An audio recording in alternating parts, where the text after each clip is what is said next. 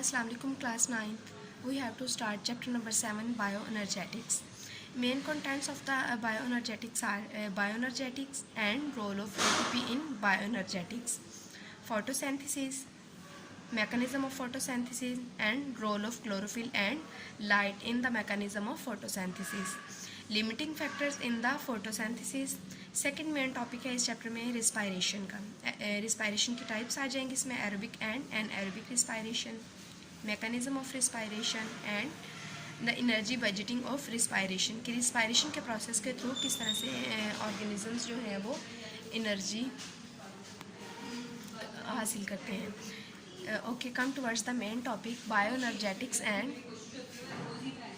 The role of ATP.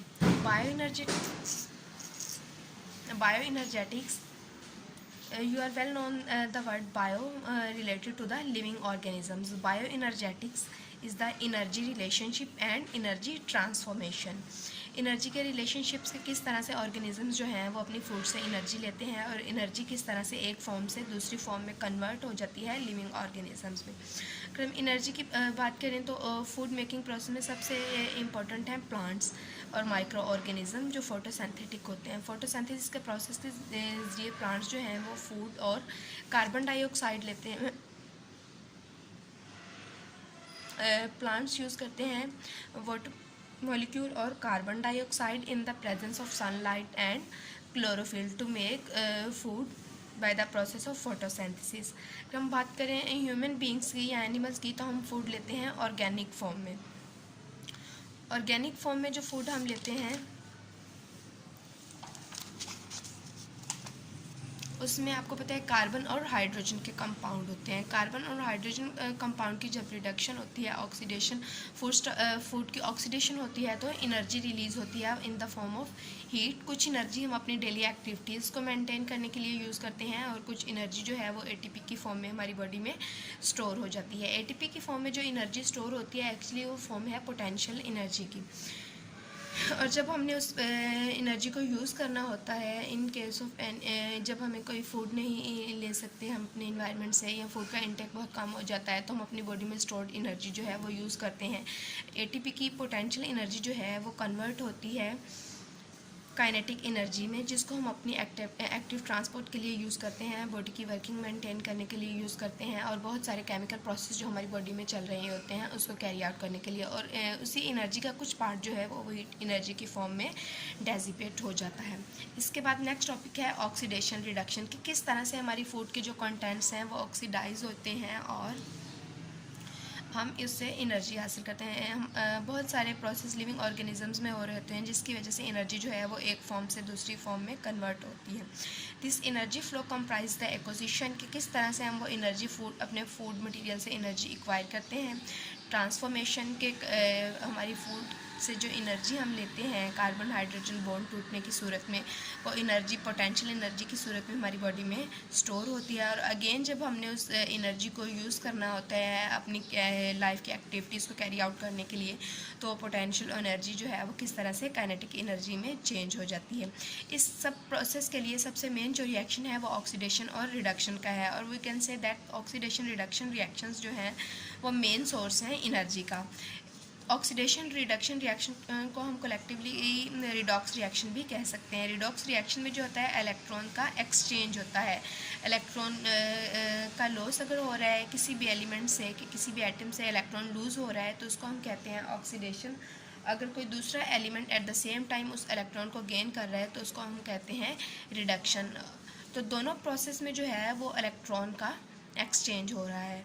Electron जो है वो एनर्जी का सोर्स है और जिस पे हम अब इलेक्ट्रॉन किस तरह से एनर्जी का सोर्स हो सकते हैं ये डिपेंड करता है उसकी लोकेशन के एलिमेंट में, किसी एटम में उसकी लोकेशन क्या है और उसकी अरेंजमेंट क्या है। लेट्स सपोज ऑक्सीजन है, तो ऑक्सीजन में जो ऑक्सीजन एटम के साथ जो इलेक्ट्रॉन होते हैं उनकी बहुत स्टेबल एसोसिएशन होती है। तो ऑक्सीजन एटम में जो इलेक्ट्रॉन फ्रीली प्रेजेंट होते हैं वो एनर्जी का गुड सोर्स नहीं हो सकते। लेकिन वही इलेक्ट्रॉन अगर किसी ऐसे एलिमेंट, किसी ऐसे एटम के साथ अटैच है जिसके साथ उसकी एसोसिएशन जो है वो बहुत स्ट्रॉन्ग नहीं है, बहुत स्टेबल नहीं है, अनस्टेबल है। लेट्स सपोज कार्बन या हाइड्रोजन के साथ अगर किसी इलेक्ट्रॉन की अनस्टेबल एसोसिएशन है तो उसको ड्रैग करना, उसको लूज़ करना या किसी दूसरे एलिमेंट का उस इलेक्ट्रॉन को गेन करना जो हाइड्रोजन या कार्बन के साथ है बहुत इजी होता है। और इस तरह से अगर एक एलिमेंट जो है वो लूज़ करता है, दूसरा एलिमेंट उसी इलेक्ट्रॉन को गेन कर लेता है, यूज़ कर लेता है स्टेबिलिटी के लिए, तो इस दौरान जो है एलिमेंट इससे ट्रांसफ़र होने वाला इलेक्ट्रॉन जो है वो एनर्जी रिलीज़ करता है। अगर हम लिविंग ऑर्गेनिज्म में देखें तो रिडॉक्स रिएक्शन जो है वो एट द सेम टाइम हो रहे होते हैं कि अगर एक एलिमेंट या एटम अपना इलेक्ट्रॉन लूज़ करता है तो उसी वक्त दूसरा एलिमेंट जो है वो उस इलेक्ट्रॉन का गेन करता है, तो एनर्जी जो है वो रिलीज़ होती है जिसको हम अपनी डेली एक्टिविटीज़ को कैरी आउट करने के लिए यूज़ करते हैं। We know that the hydrogen atom contain 1 proton and 1 electron. Hydrogen के पास आपको पता है कि एक ही इलेक्ट्रॉन होता है और एक ही प्रोटॉन होता है। इट मीन्स कि जब कोई हाइड्रोजन एटम जो है वो when a molecule loses a hydrogen atom, तो इट मीन्स कि ये ऑक्सीडेशन का प्रोसेस है कि वो अपना एक इलेक्ट्रॉन भी लूज़ कर रहा है। तो इसी तरह अगर कोई दूसरा एटम जो है वो हाइड्रोजन को गेन कर रहा है तो इसका मतलब कि हाइड्रोजन का इलेक्ट्रॉन भी गेन कर रहा है, तो इस प्रोसेस को हम कहते हैं रिडक्शन। अगर लूज़ कर रहा है तो ऑक्सीडेशन, गेन कर रहा है तो रिडक्शन। तो रिडॉक्स रिएक्शन में जो है वो एनर्जी रिलीज़ होती है। लेट्स सपोज हमारे पास ए इलेक्ट्रॉन है जिसके पास 2 फ्री इलेक्ट्रॉन है। वो ए इलेक्ट्रॉन जो है अपना ए एटम अपना इलेक्ट्रॉन अगर रिलीज़ करेगा तो ए जो है वो ऑक्सीडाइज हो रहा है और ये प्रोसेस जो है वो ऑक्सीडेशन का है। और बी एटम जो वहाँ पे प्रेजेंट है वो उसी इलेक्ट्रॉन को अगर गेन कर रहा है तो बी की रिडक्शन हो रही है, बी रिड्यूस हो रहा है।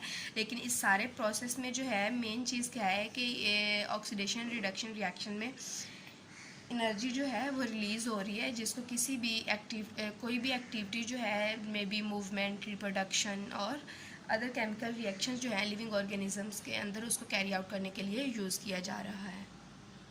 Stay safe, stay home 9th class, और प्लीज़ लेक्चर जो आपको डेली सेंड किए जाएँ डेली उसको लर्न किया करें, डेली का काम डेली करें क्लास।